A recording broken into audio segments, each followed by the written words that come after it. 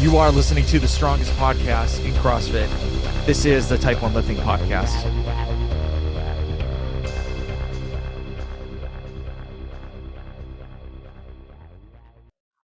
Before we start the show, I'd like to thank the sponsors that are helping this podcast grow. The first one is Liberté Lifestyle.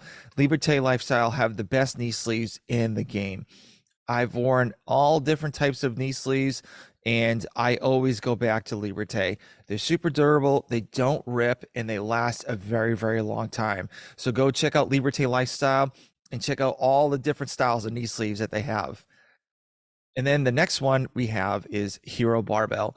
Hero Barbell is the fastest growing barbell company in the functional fitness community.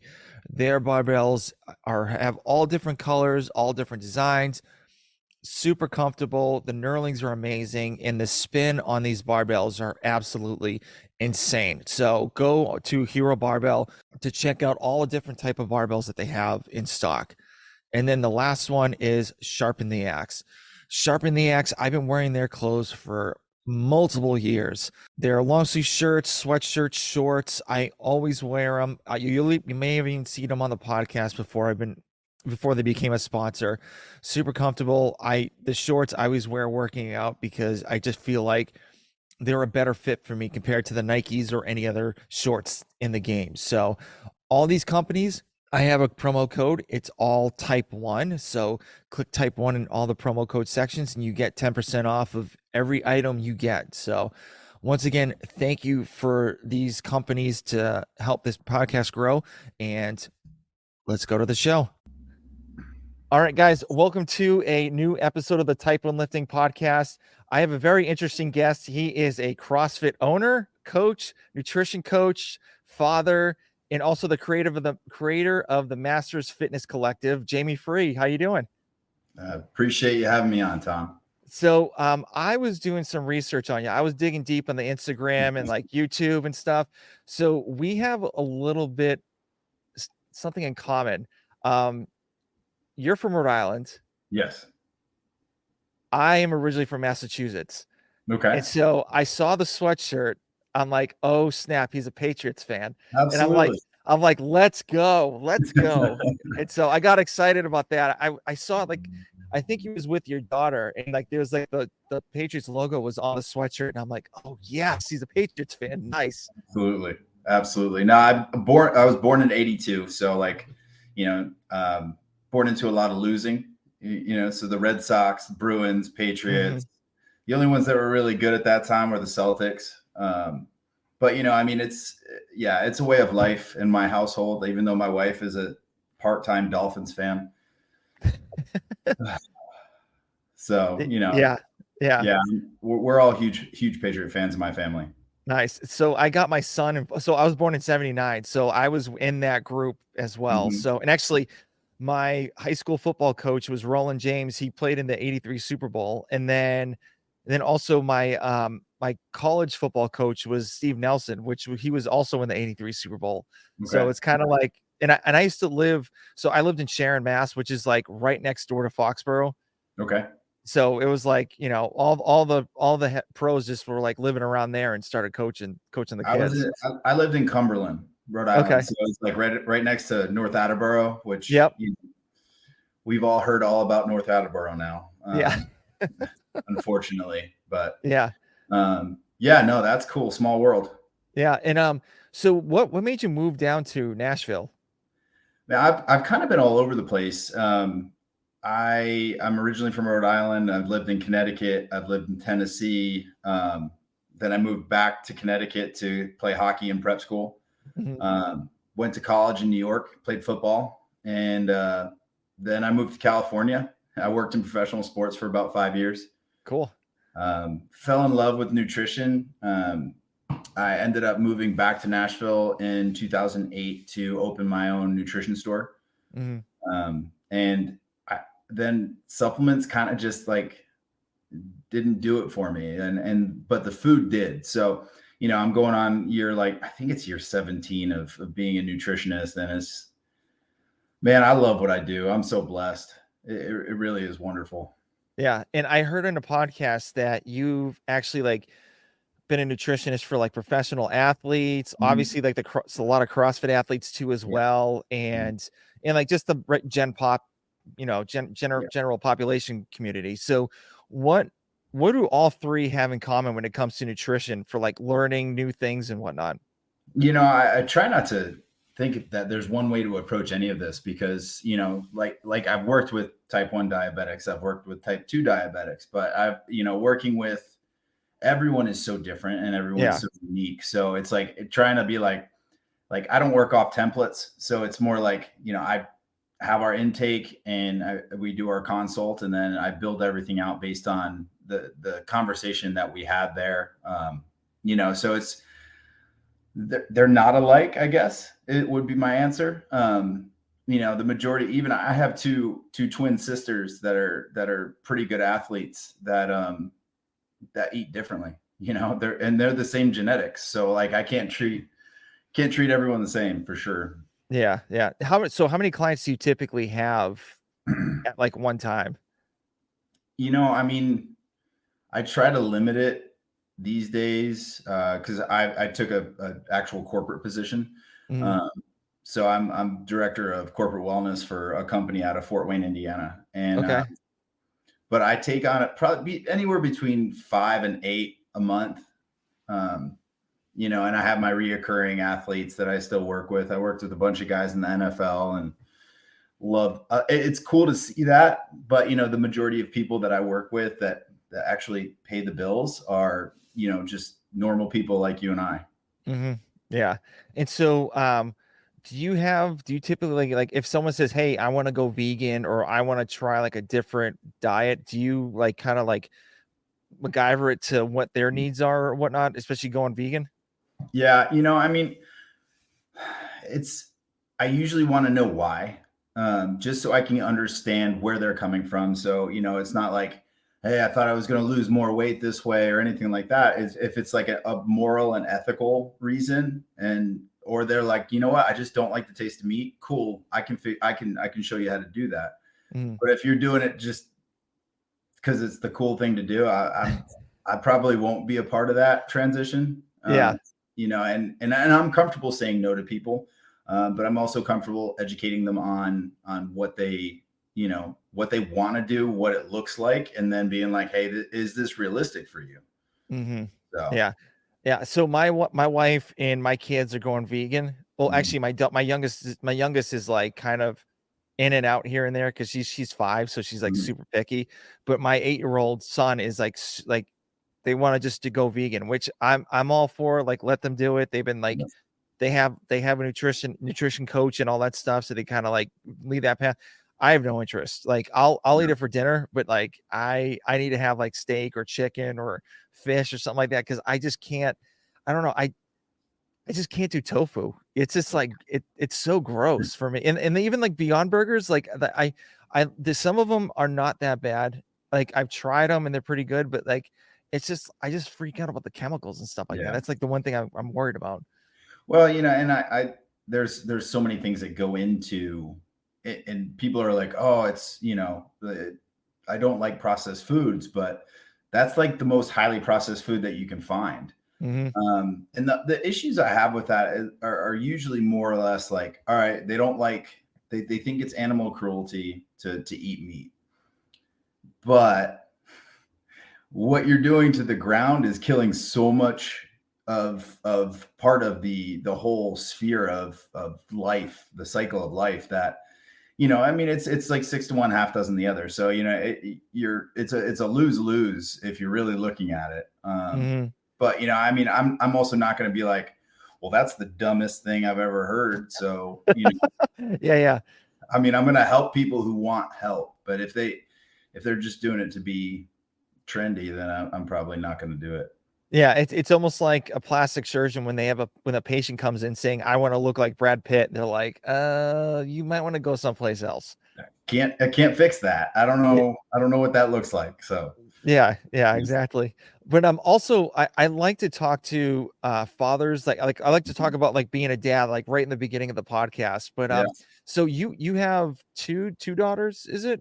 I have a one 2.5-year-old daughter and one 10-month-old son. Okay, sorry. So because I saw the picture of them in the snow, and I was like, okay, is that a well? Like, I couldn't really tell. So They are almost identical. They're actually, so my wife and I had to go through IVF.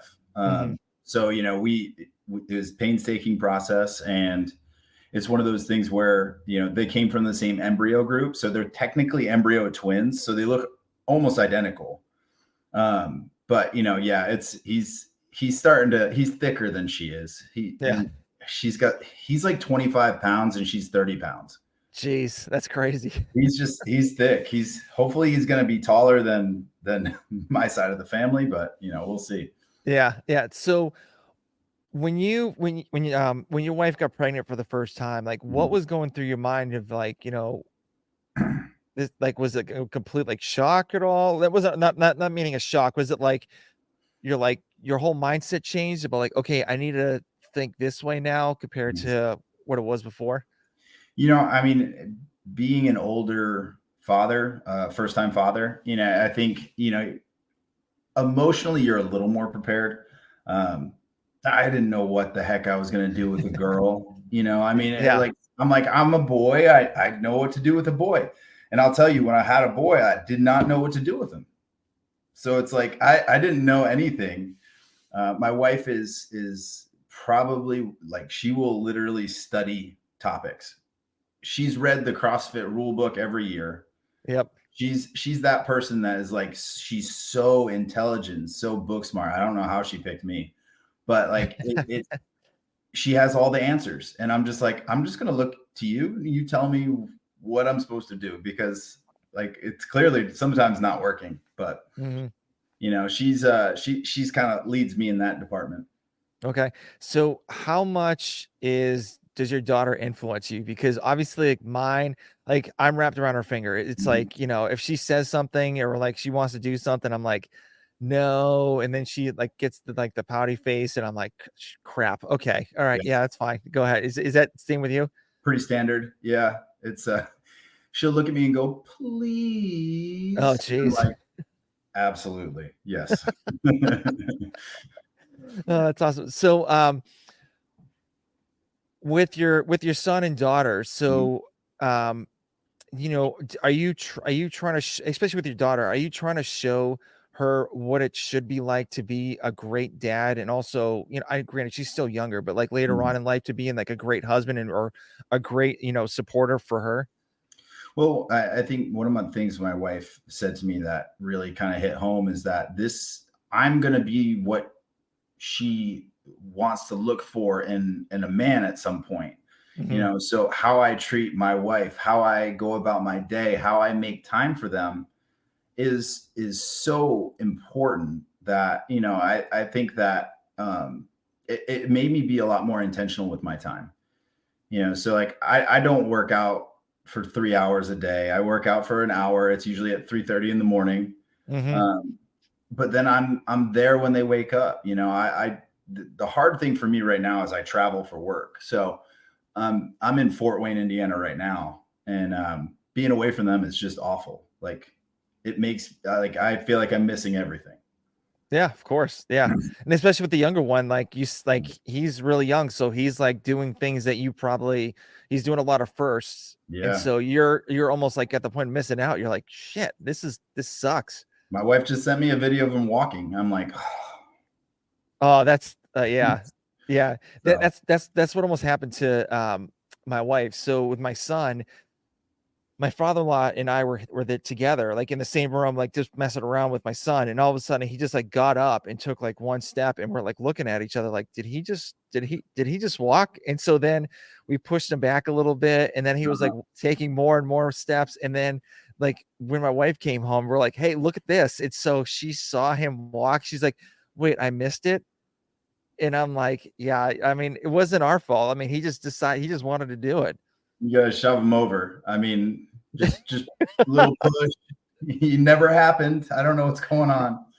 Yeah, well, So, she saw our daughter walk for the first time, so I'm like, okay, that's we're kind of you're even a even little now. bit.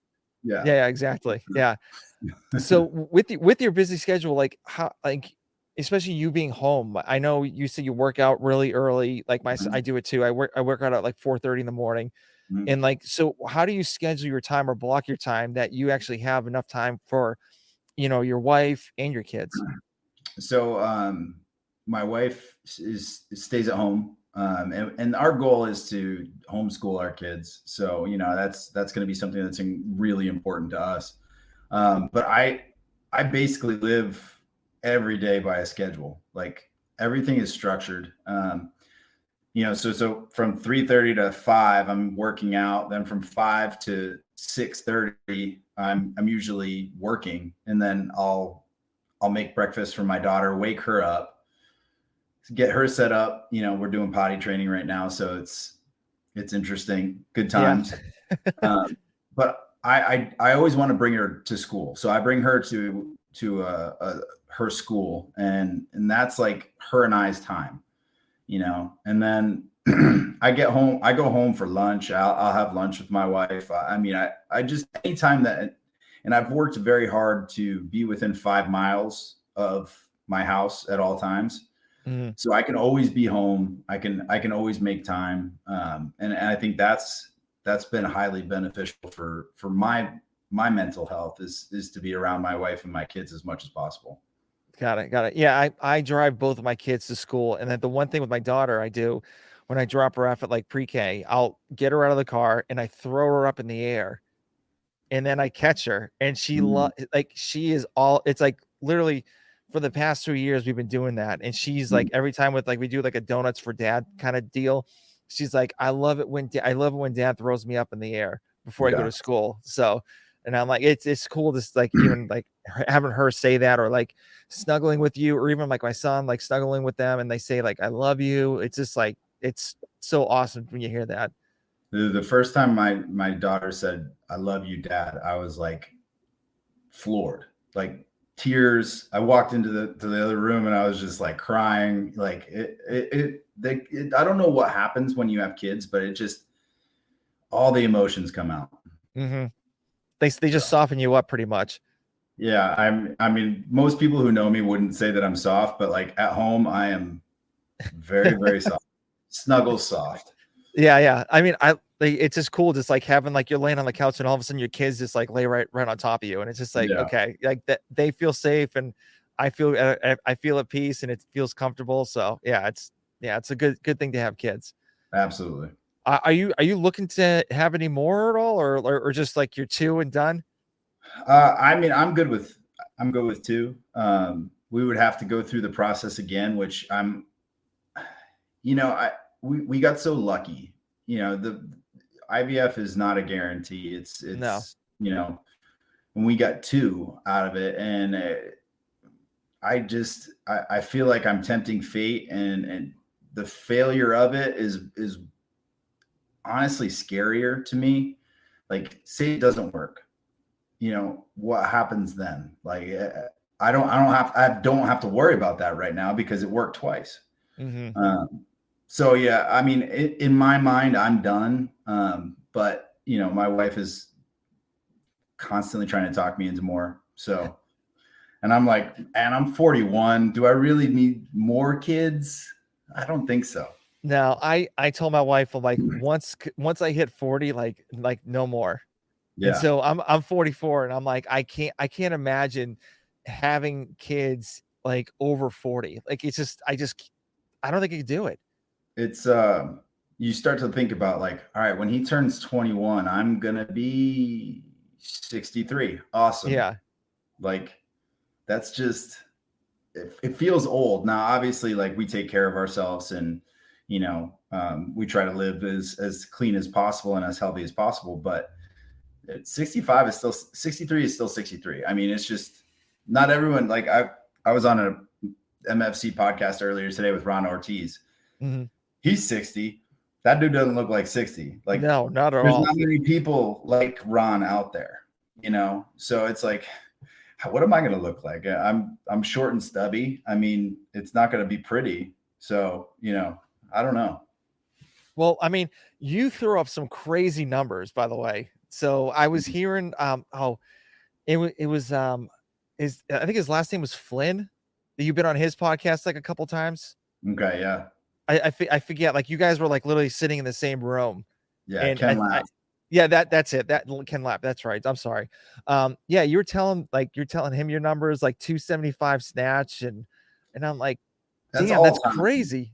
That's all time. It's not recent because I've had elbow surgery since then, and it's just my arm's not feeling the same as it was. But I used to be able to snatch 275 and clean and jerk 340, but my pure strength numbers are like, I wish I trained like this in college when I played football, because I'm so much stronger now than I was. I'm more explosive than I was then. Oh yeah, yep.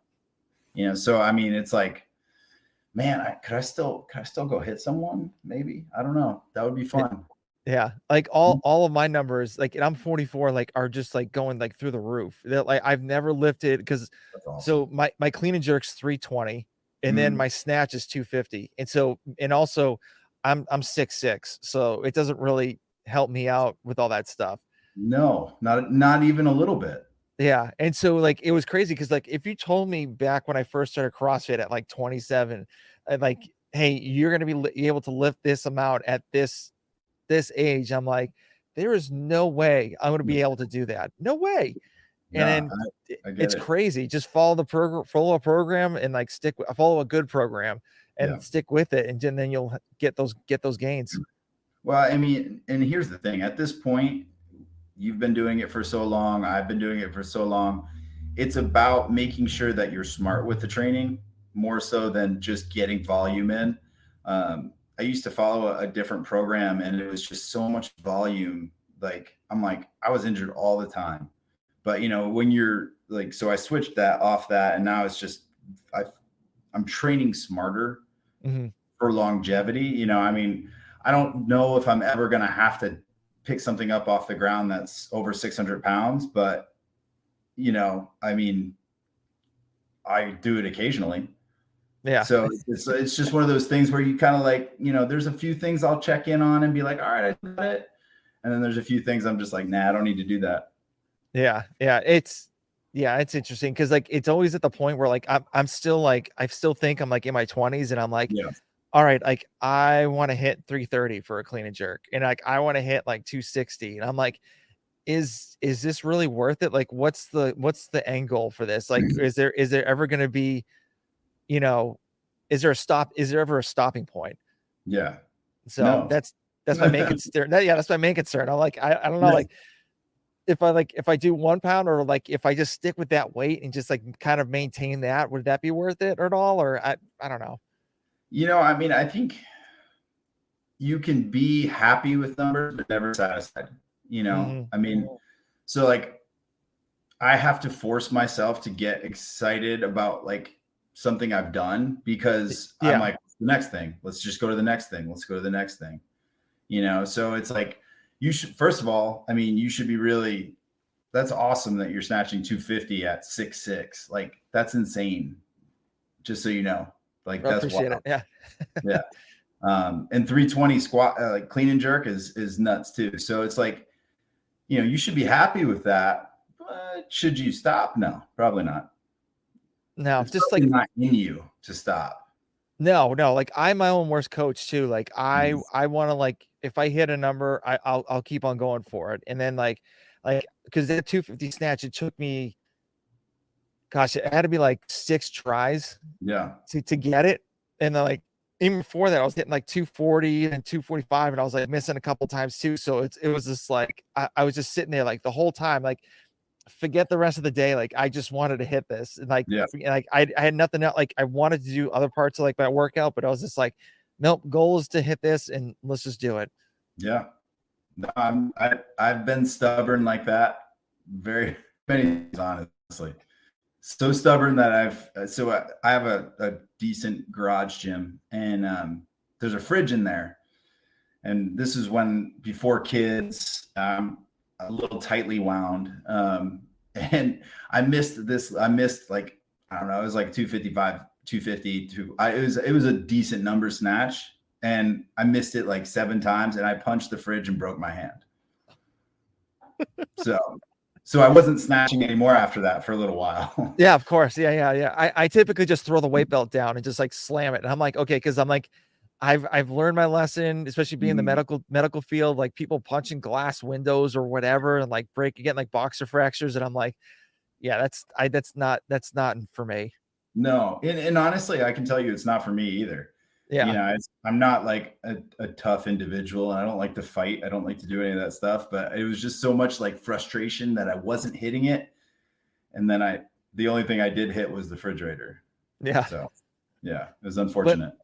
but before all that, so your story of how you got involved with how you started CrossFit is, I mean, I was laughing at it because the first workout you did was crazy. So can you kind of talk to the listeners about the story of how you actually got started in CrossFit? Yeah, I mean, the first workout. I mean, I don't know, man. I don't know why I was even thinking that I could do it. I was I owned my nutrition store, and I was over like working with one of my sponsored athletes, and I was like just cheering them on, and it was 2012 open, the first workout, and it was like 7 minutes of burpees.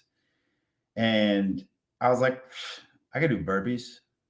Burpees are easy. I can do this CrossFit thing. Yeah. So I apparently came, I don't really remember a lot. But I came out really hot. And I think I was like 25 or 27 burpees in the first minute. Oh my And God. Yeah. it was a really bad situation from there on. I ended with 83, which not that many when you come out 27, but I laid on the ground for like an hour and a half afterwards and just couldn't move.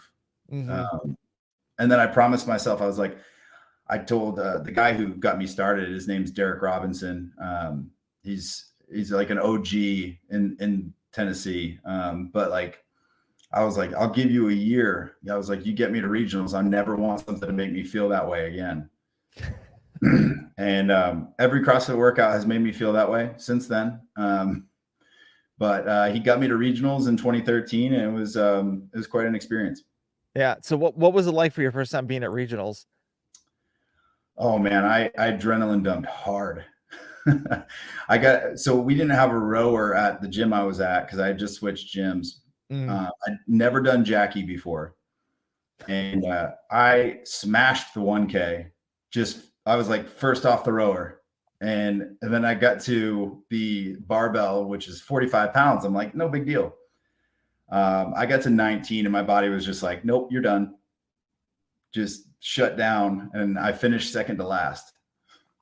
First off the rower, second to last.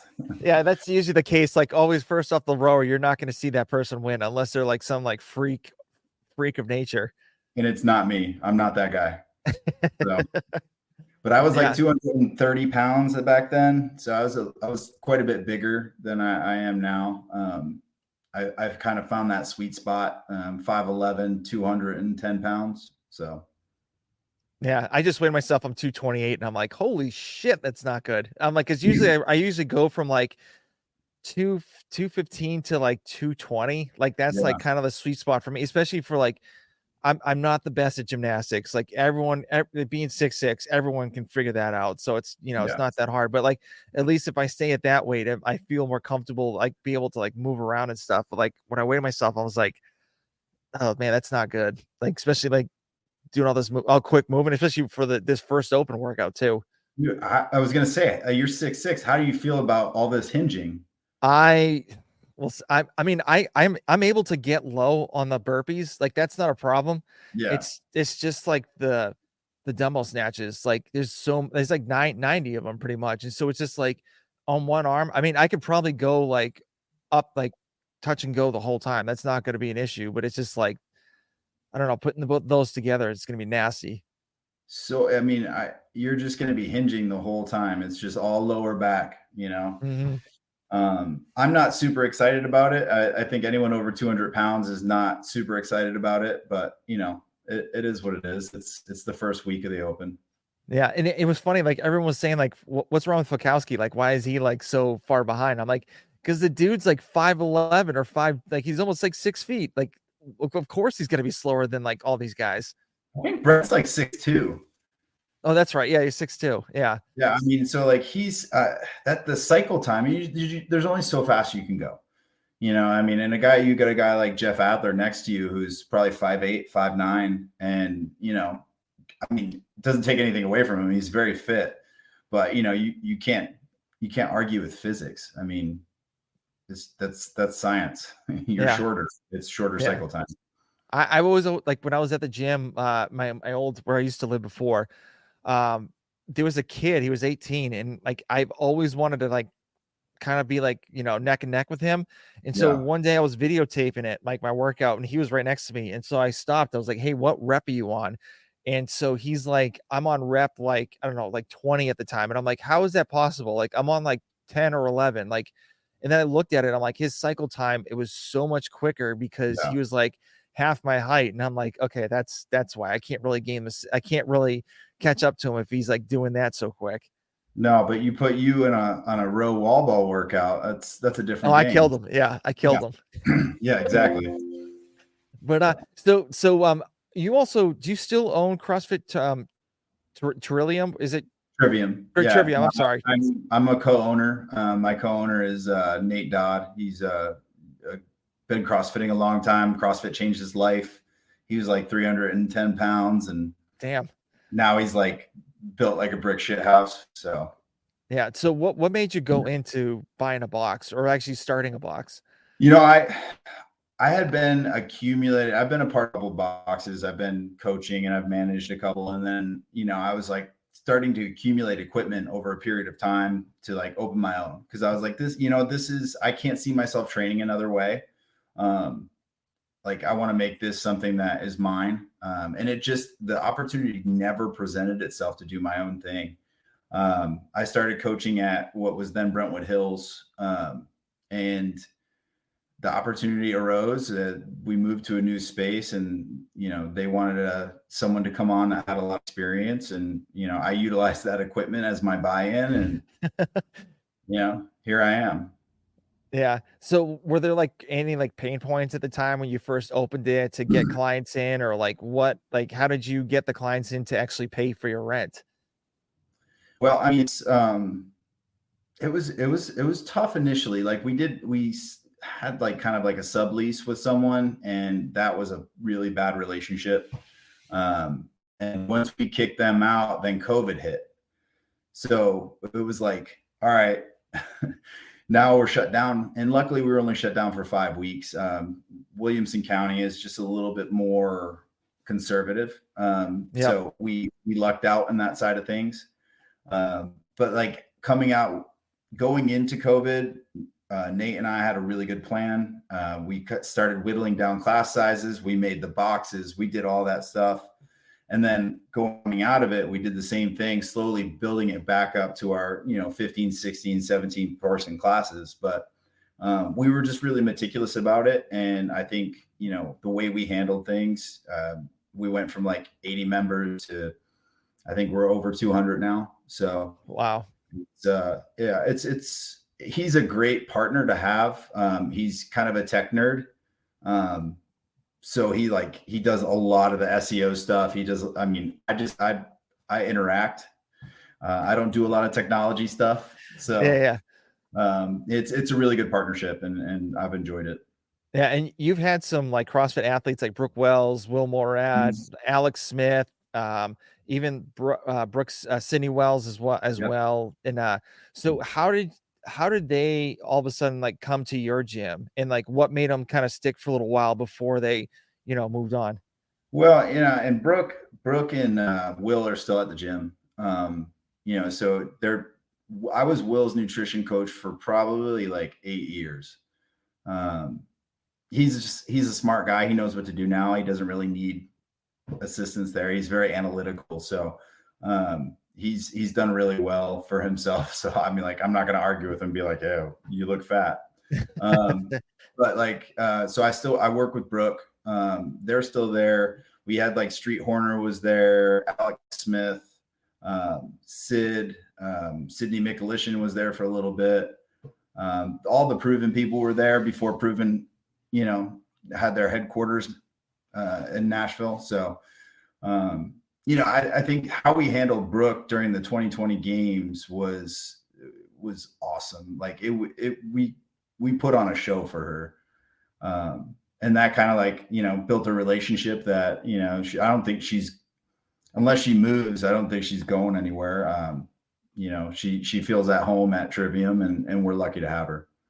Yeah. And so how do you block off the time from like them training compared to like your other clients that like just are there just to get that hour workout in? So how do you manage like those schedules? We prioritize classes.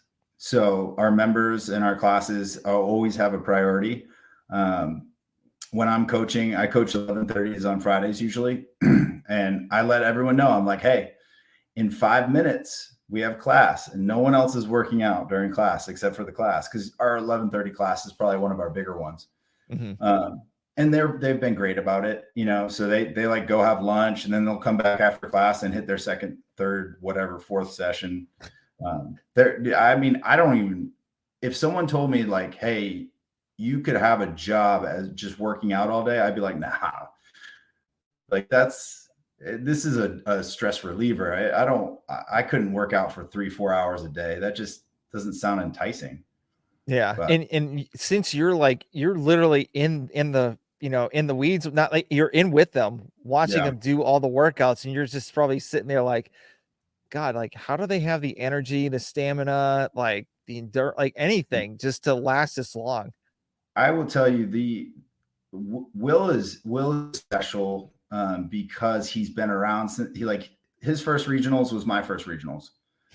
Yeah. So like, and he was 18. So now he's 34. Like, and he's been in the game 6 times. Like, he's just built different, like mentally, And I think Brooke's the same way. She's just the mindset they have is something that is.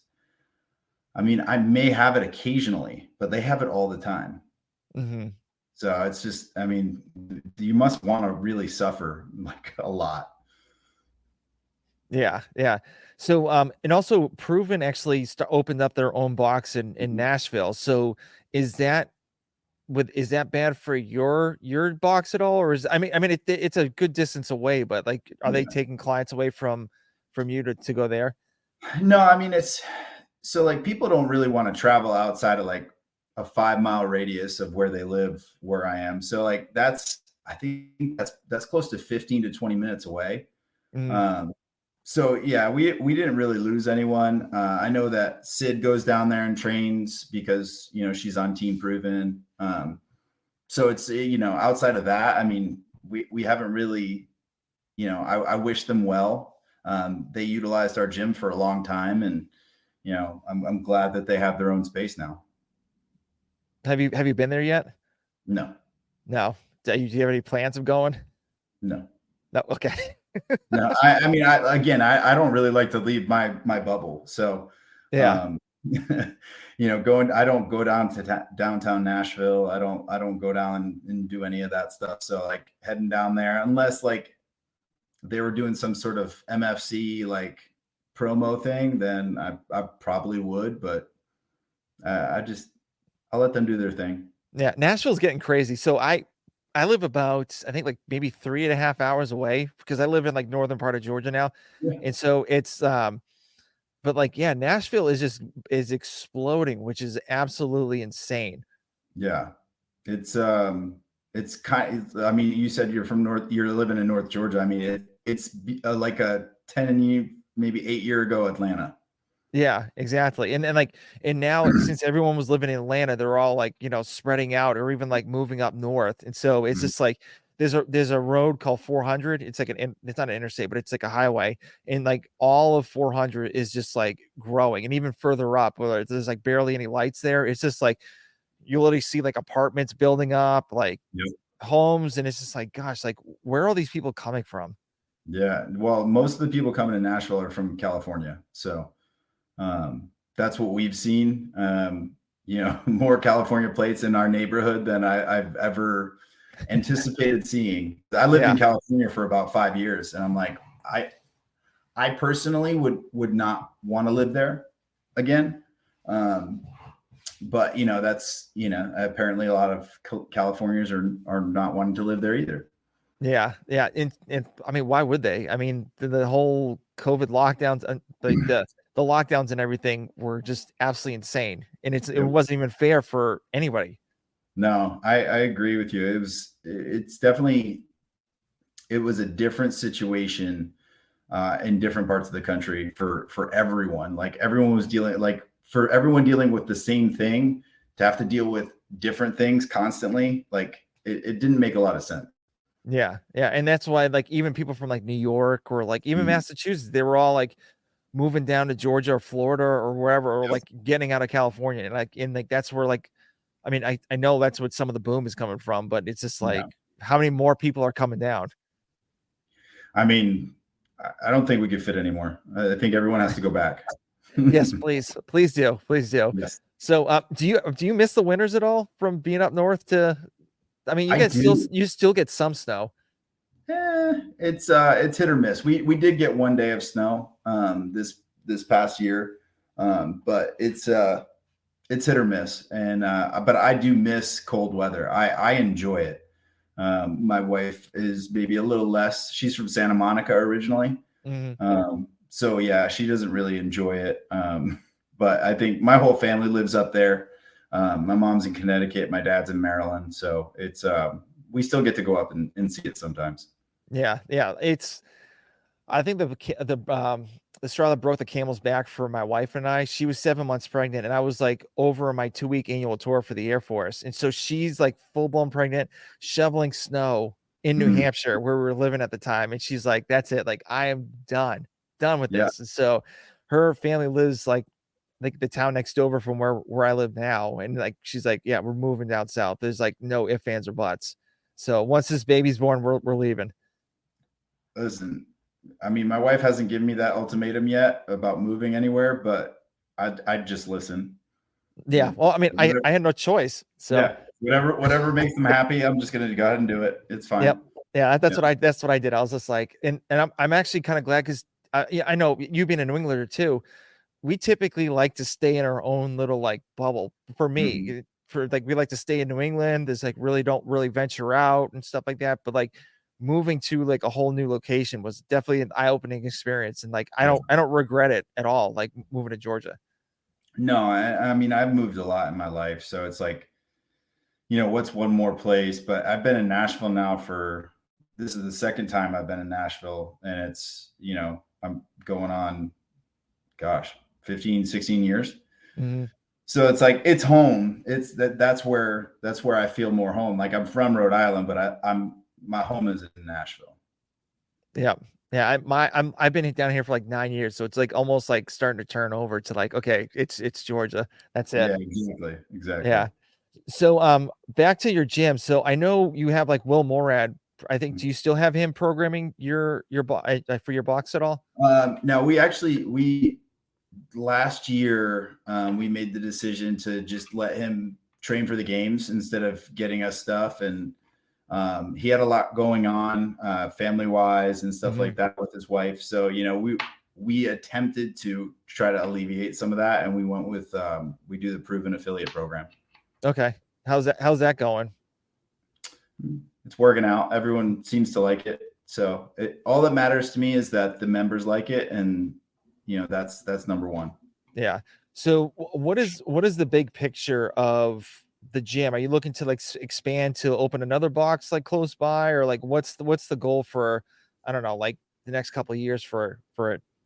Well, I think so. We just opened another one. So we Okay. have two, and it's probably like 6 miles away, but it's just far enough where they're completely separate. So we have one there, one, and they're both right. Like my house is right in between them, so it's perfect. Sweet. Yeah. Yeah, it's like ideal. But like I mean, we're always open to having those conversations. We'd like to have more. I think that's the way. If you want to make this a business, you can't just have one gym. You need multiple. So, and I know Nate definitely wants to make this a business Mhm. that that we get paid from. So it's I think that's the key, and that's the goal for us. And someday maybe we have three, four, or five.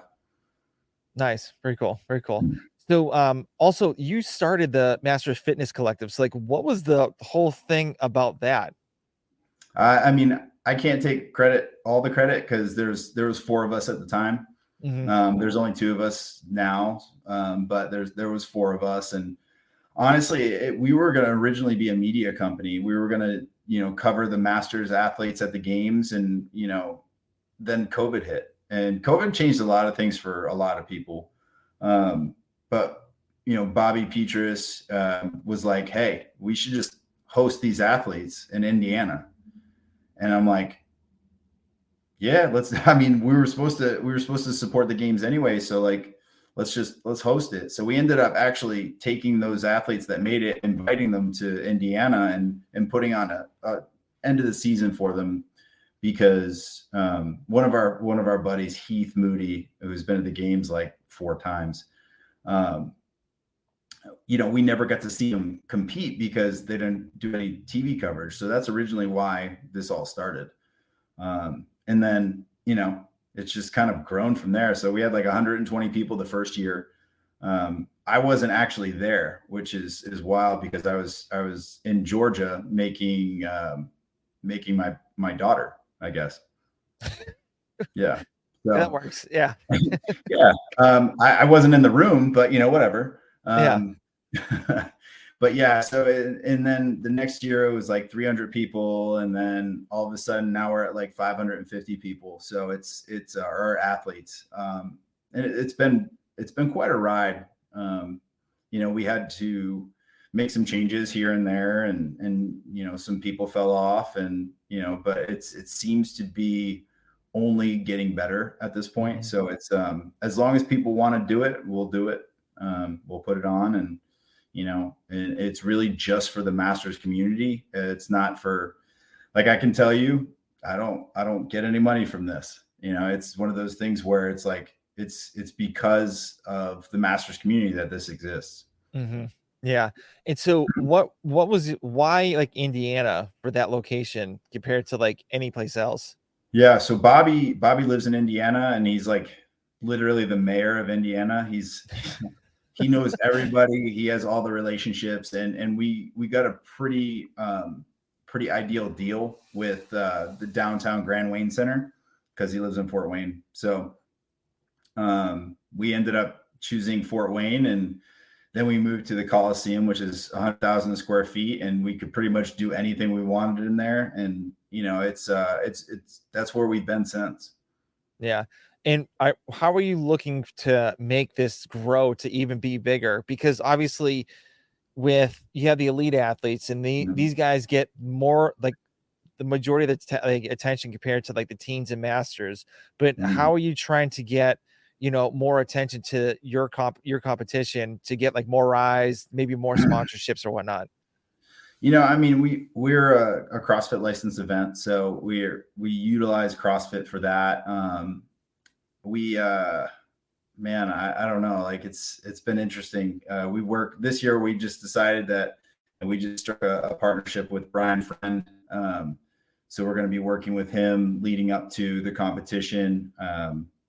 We brought on a social media person. I mean, there's a lot of positive movement going on right now, and we're hoping that leads to something that's even more efficiently run and well done than last year was. Yeah. Obviously, like, having more coverage or like more eyes on there is a huge help. But I know one of the big sponsors that you have is Hero Barbell, which I'm sponsored by them too. So you've been pretty much with them since, like, was it day one, pretty much? We had a 3-year contract with them. But I'll tell you, both my gyms, we struck a deal with them. We're Hero Barbell gyms. We have no more Rogue barbells. It's only Hero barbells in our gym. And they're beautiful, man. Frank, oh my gosh, yeah. Tony, they do such a great job. It's really, what they're doing is something special. We're actually going to be changing out all our comp plates as well. To Hero too. Have you tried those comp plates yet? They're pretty nice. Oh, really? Okay. They did a really good job. Yeah. The first thing that got me with the barbell, so it was the spin. Like, I wasn't ready for it. Dude, to be a bar that costs under $300 and to have that much spin and whip, like I don't even know how they're doing it, but keep doing it because they're doing a wonderful job. Yeah. Yeah. And I mean, are you planning to have them on for a little bit longer at all? Or what's the deal with that for So Hero? I used to run our sponsorships. Now I kind of oversee the whole competition now. So we have our sponsorship team working on them. Hopefully, we continue that relationship. Personally, I plan on continuing my relationship with them, well, no matter what is decided, because they're stand-up people and they make a great product. Yeah, definitely. So, how obviously you said you like, what sponsors are you guys hopefully looking for your competition? Like, I know obviously I've seen like you may have like different tiers and whatnot. So, Mm-hmm. what are ones that you kind of like will align with your competition? I think last year I can go over what we did last year, which is Arctic was just fantastic for us. They did all our cups for all our athlete bags. And they did our swag bags for the podium. Yeti always is a part of what we do. They usually give us a certain allotment of money for sponsored gear. Tier came through last year, and they did all our apparel, which I mean, they're wonderful. Working with Corey Berger was pretty cool. Man, we do have a new title sponsor this year, which is big news. But I can't tell you who that is yet. Oh, come on. we're gonna announce that very, very soon, but it's with what they're how they're supporting us. We're gonna allow them to go ahead and announce that, and then we'll share it out from there. Okay. And so for the Masters athletes that are trying to get in there, are you going to use the open of like the top like 40 or whatever to do it, or just like open registration? We have a qualifier in June. June 1st through the 9th is our qualifier. And then for teams, teams in 60 plus, it's just sign up and go. Okay. And we may or may not have a new division coming this year. So keep your eyes out on that. It should be something that's a little exciting, but we'll see. Was it the 80 plus? No. Listen, I get emails all the time about like, they're like, oh, is it 60 to 64 and 65 plus? And I'm like, yes. They're like, well, why isn't there a 70? And I'm like, because you're 65 plus. Yeah. Like, you don't need anything else. No, but seriously, like, here's the if there was demand for it, if there was like, I told this lady very straight up, I'm like, if you can get me 5 men and 5 women, I will make you a division. That's fine. I can That's do reasonable. that. Yeah. But if like you're gonna be the only person that signs up, like I can't do that, and that because that throws off our schedule immensely. Mm-hmm. So it's just one of those things where if the demand's there, we'll make it happen. Yeah, and that's almost like the adaptive athletes too, because you have some division that may have like 10 people max, maybe, and it's like not worth it for them to have it, so they'll just mix it in with like other people and other groups.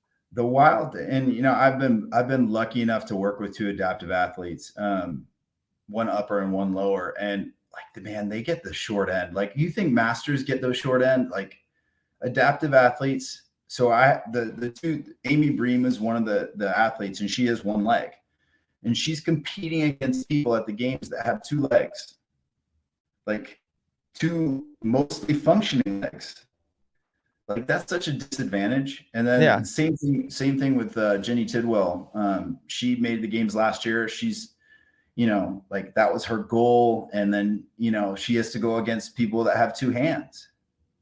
Like, now Wheelwad does it right. Now they have separate divisions for everything. And I think I'm very, very happy for them that's how they went. Because I just don't think it's fair to have someone with 2 hands going against someone that has 1 hand. Yeah, exactly. Yeah. So do you guys collaborate with like each other to say like, hey, I mean, obviously the adaptive division and the masters are completely different from what they are, Mhm. but like for competition wise, have you guys like connected with each other saying, hey, we thought this was a good idea of doing it this way? How did you do it Um, or anything like that? Not, I mean, there hasn't been a lot of conversation. There hasn't been any conversation that I know of. We've talked to the Pit Teen Ranch a couple times, and I've worked with them and discussed sponsorships and stuff like that with them. But outside of that, there is apparently people think that there is something secret about putting on a competition. A lot of people just don't talk about it. I mean, it's not rocket science. It's what I tell people about nutrition. I'm like, this is not rocket science. You know yourself better than anyone else. Mm-hmm. Like, so like start listening to yourself. Like, and it's not rocket science. And I don't know. I think people just want to keep their cards close to their vest. Yeah, yeah. And also with prize money too. So are you looking to like move the prize money up a little bit more, or like how does it, obviously with you need more sponsors to get the prize money bigger. So the confusing part to me, and it's always been this way, is that like 80% of the spending in CrossFit comes from masters athletes. Exactly. So you have a very captive audience who will buy your products. Like we had a company called Chili Go, which is Master Spas, and they sell cold plunges. And now these aren't just this isn't a tank with some water in it. These things are like rocket ships, Mm-hmm. and they're like 10 grand. And they sold like I think over 5 at our competition. Jeez. Like so, like the money's there. Like these companies, they should be like chomping at the bit to get a part of masters athletes, but no one seems to want to pony up. They all want the young pretty kids. Yeah, because they think the pretty kids will actually sell more stuff, and to be honest, it's like that's not how it's working. It really doesn't. I mean, you look at like we already talked about Ron. Ron works with master spas. Like that's the people you want to go after. That's the people you want to give like the comped spa to, because they're going to sell it better than anyone else. So I mean, it's confusing to me. It's always been confusing to me. Yeah, yeah, I don't get it because like for example, you'll have some influencer that has like 1 million plus followers, Mhm. and they're not making they're not making as much money as a person that has maybe like 15 to 20,000 or even 10,000, because the 10,000 they get more views or like get the people like they feel like they're connected. So I don't understand like why a masters competition is not connecting with, everyone else or bringing them in to connect. I mean, I don't know. Do we have to go after AARP, or like, do we have to go after like Gillette? I mean, what do we have to do is the question, and I think that if these companies really want a piece of the CrossFit space, they should go after masters. Mm-hmm. You know what? Was an interesting topic. I was watching the Peter White Coffee Pods and Wads, the Beyond the Whiteboard thing, Mhm. and so they said, how can CrossFit like would be a good sponsor for CrossFit? And I think Seth from Jump Ship Training, he said that Visa should do something with CrossFit, and I'm like, that is an absolute genius idea. And then like use money towards like them being fit and getting exercise or whatnot. It's not verbatim, but it's like something to do with like movement and like getting data to Yeah. Visa, and then they pay. And I'm like, that's a genius idea. Like, why don't we get Visa? I mean, that Amex is, I feel like Amex is like the old people's card. Yep. So like, companies like that, I mean, they should be a part of this. And it's just getting them on the phone is the hardest part. It's like, trying to pull teeth. Mm-hmm. Yeah, it's like constantly like for me I was a recruiter back in the day, so it's like you're always on the phone like every single day, like calling the Yeah. same person. It's just like, yeah, it's crazy. But I was thinking you could also get Advil or Aspercream maybe Yeah, on the seriously. team or something like that. Just anything. Yeah. What's the denture company? Oragel. Yeah. Or like, something like that. Yeah. Anything for old people. Yeah. Blue Emu. Yeah. Oh man, that's awesome. But we're getting close to the end, so I don't want to take too much time off you. But so I have some rapid fire questions. They're not really rapid fire, so you can take as long as you want. So what are your goals personally and like business wise for the end of the year?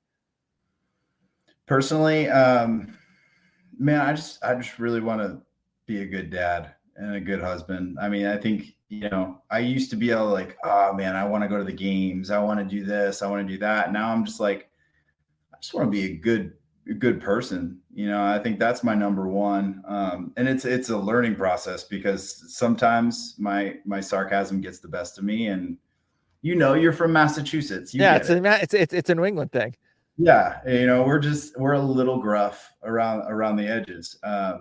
Business wise, I mean, I'd like to continue. I've had my nutrition company for 16 years, and I'd like to continue to grow the gym. I'd love to get one more gym before the end of the year, and then continue to grow the wellness company that I'm working for. Hmm.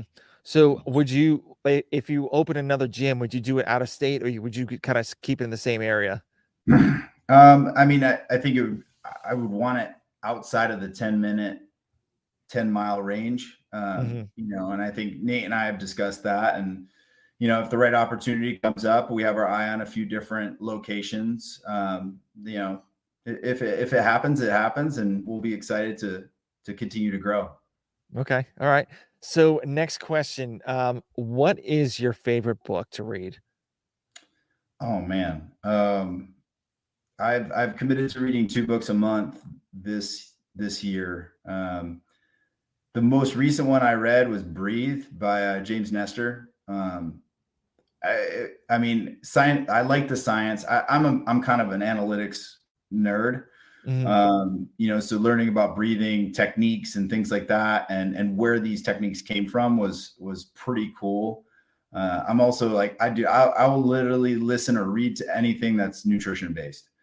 So I just the other book I read this month was Your Brain on Food, Okay. uh, and it was interesting. I mean, interesting. I would say, yeah, Yeah. So have you been watching some of those like Netflix documentaries, like You Are What You Eat, or like those no, other? Okay. no, So there's one that my wife and I watched. It was I think it was called You Are What You Eat. So they had like, I think it was like 9 to 15 set of twins. yeah, One went like a regular diet with like meat and vegetables and all that stuff, and the other person went vegan. mm, And so they were like, it was interesting because like they said like, oh, this person's like, blood levels were good, the other person was, obviously, because some of those documentaries are completely biased towards like towards one thing. And so the one thing that really got me, that kind of freaked me out, was the vegans, they lost like all muscle mass. hmm. They, like, not all of it, but I'm just saying they lost like a little bit compared to the other person that's eating meat, like still had it. So yeah, it was interesting. Yeah. I mean, you look at things like documentaries like that and Game Changers and all those Mm, things, and you're just like, first of all, who's backing it?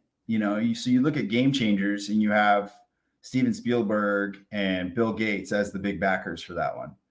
Well, those two guys they own fake meat plants. Like they own like the largest population of them, so it's like, all right, who's funding this? And I'm not like a huge conspiracy theorist guy or anything like that, but when it comes to people who want to make money and don't care where they get it from, like I try to follow common sense. yeah, yeah, and especially with the Game Changers, that strongman that was carrying that yoke for like X amount of like Yeah, distance. I'm like, yeah, he's big and he's plant based, but like, how much gear is this guy on? Or like, exactly. what else is this guy on other than like eating vegan or eating a plant based diet? And listen, I'll tell you, like, if it still takes a lot of work, whether you're enhanced or not. For a guy like that to be that big and that strong, it takes a lot of work and dedication. But like, is it easier? Yeah, absolutely. Like you can pretty much, as long as you stay within a calorie calorie level, anabolic steroids are going to be the thing that actually like keeps that muscle mass on and keeps you big while you're trying to like lean out or do any of that stuff. So yeah, I mean, it's all a little biased. The food industry has kind of done this for a very long time. Yep. So it's just one of those things where the FDA has kind of become a little bit of a joke. It's like the Wild West. Yeah. I mean, they even have like some products here that are actually banned in Europe. Yeah, a lot of them. Yeah, and it's A like lot of our processed food is other parts of the world aren't allowed. It should say something. yeah, exactly. And especially with the Kellogg CEO saying you should eat cereal for breakfast for dinner too, help you save money. And did you ever see that food pyramid that they had that's like cereal is better than chicken? Yes. Yeah. Like, Or like, and you just yeah, like, it's like, how's really? that possible? Like it's not scientifically possible. No, it's definitely pushing money someplace to some Yeah, other place. So yeah. All exactly. right. We went off on a little tangent, but it was a good one though. So, Right. so let's just, so this one's going to be a little bit deep. So let's just say it's your last day on earth. How do you want people to know you as? Wow.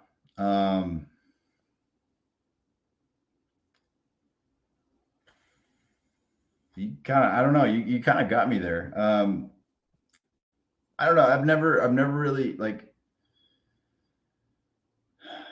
I think it's more like I want my family to know that they mattered the most.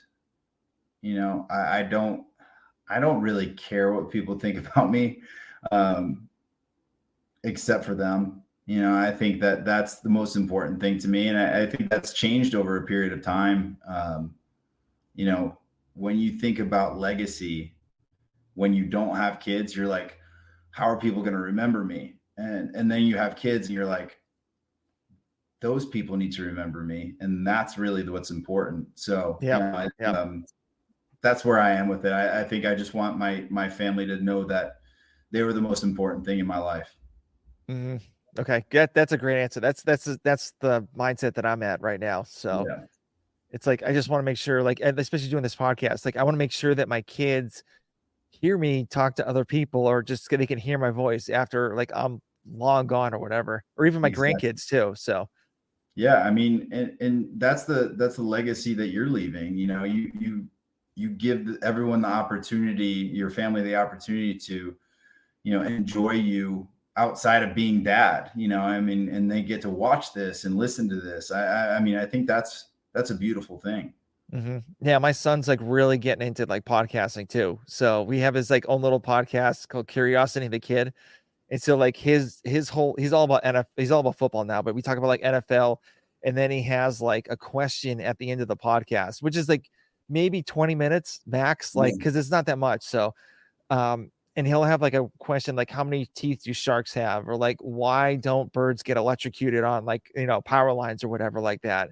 And yeah, just like silly questions like that, or like who's the most accurate kicker in the NFL right now, just like stuff like that, just to get the questions going and like having him think about stuff. It was just, so that's he's all about the podcast. Yeah. And he wants to hear his podcast like over and over and over again too. It's just like, can we watch this? I'm like, can we listen to this? I'm like, buddy, we've already heard this 10 times already. Like, do we need to? like we just recorded it. Come on. Yeah, exactly. And it's like, and another thing is like he likes doing it, but I don't force him to do not I don't force him to do it. I'm like, hey, we can do the podcast anytime you want. I'll set it up. Like I'll put it out there in the world for everyone to listen to or watch whatever. But like it's gonna be on your own terms. If you want to do a podcast today, we can.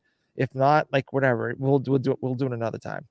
Yeah, and I mean, I think that's what I strive to do. Then obviously my kids are young right now, so they're not doing sports, but like I know my father pushed me towards certain sports. I don't know, like, and I'm thankful for the way I was raised, but like I don't know if that's the direction that I'm going to do it with my kids. I want them to want to do something. I don't want them to do it because I tell them they have to. Yeah, because you don't want them to be burnt out too. Exactly.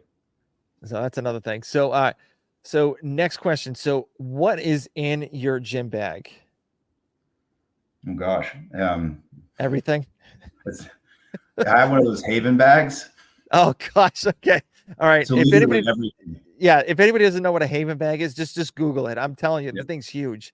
It's way bigger than I thought it was going to be. But I mean, I have 2 belts in there. I have all my mobility stuff because I'm old. I have every knee sleeve and elbow sleeve I could find, and a pair of running shoes.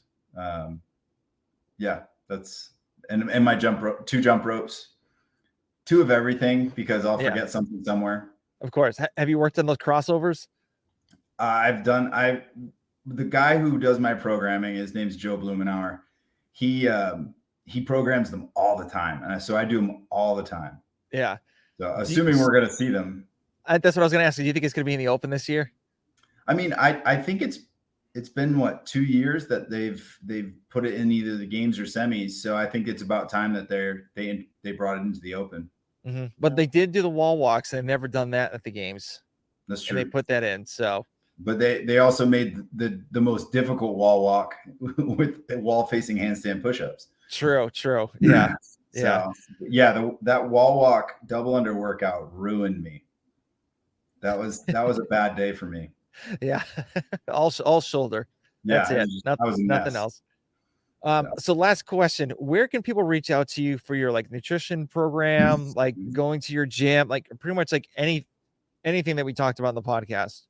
Yeah. I mean, everything can be connected through Instagram. My handle is, the number 27 and then the words health and wellness. So 27 health and wellness.